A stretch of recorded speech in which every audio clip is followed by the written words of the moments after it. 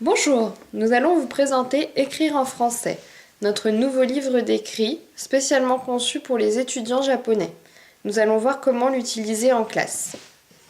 Mais d'abord, voyons la composition du livre. Écrire en français est composé de 11 leçons de base. Ces leçons sont réparties en 3 compétences principales. Correspondre, raconter, rédiger et une compétence plus spécifique, composer un CV et des lettres pour travailler dans une entreprise française. Écrire en français peut s'utiliser en salle d'ordinateur, auquel cas les travaux seront tapés et imprimés, mais aussi en salle ordinaire, auquel cas les travaux seront rédigés à la main. Chaque leçon s'accompagne d'une page de petits trucs, surtout destinés aux étudiants qui tapent et impriment leurs travaux. Revenons maintenant aux leçons de base.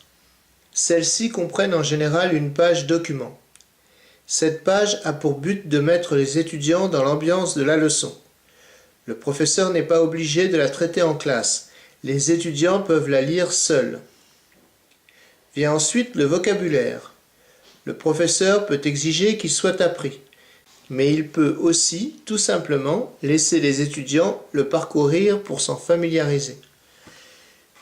Puis vient le modèle, qui constitue la partie la plus importante de la leçon. Le modèle n'est pas traduit. Les étudiants devront s'attacher à le travailler en détail à l'aide du vocabulaire.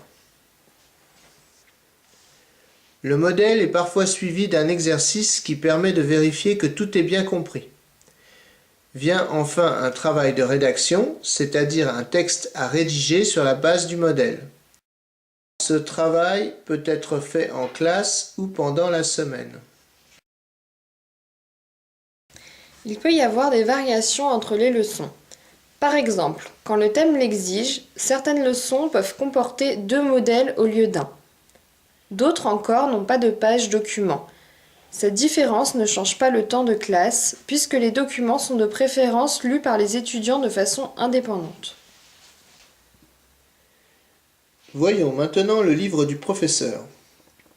Dans le livre du professeur, pour chaque leçon, vous trouverez des remarques sur la manière de mener la leçon, la traduction en japonais des modèles et autres parties en français, les corrections des exercices, la version française des sujets de rédaction. Pour certaines leçons, on trouvera aussi des exemples de textes rédigés.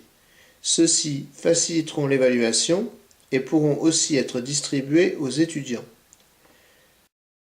Dans le livre du professeur, on trouvera également la traduction française des trucs de typographie et la correction des exercices correspondants.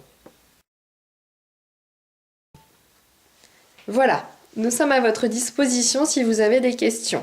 Nous attendons également beaucoup de vos remarques, suggestions ou critiques. Vous pouvez écrire à l'auteur à l'adresse suivante: azra@annemalang.com. Dans une seconde vidéo, nous allons voir comment organiser sa classe avec Écrire en français.